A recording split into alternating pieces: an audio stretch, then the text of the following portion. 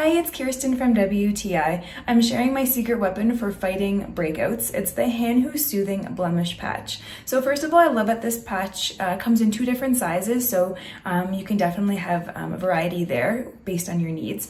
I love the fact that these patches contain ingredients that really help to fight your breakouts. So they have tea tree extract that's been proven really effective in fighting breakouts, as well as aloe, which is super soothing. So personally, I use these at night.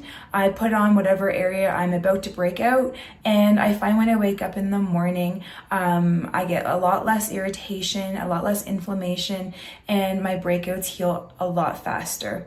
You could definitely wear these during the day because they're transparent, which is a really nice feature that no one's going to notice right away, especially if you're wearing them under a mask.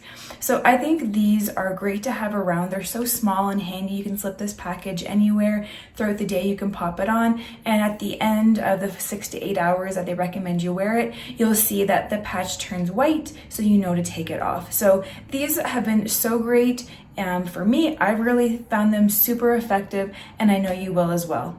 But that's just my point of view.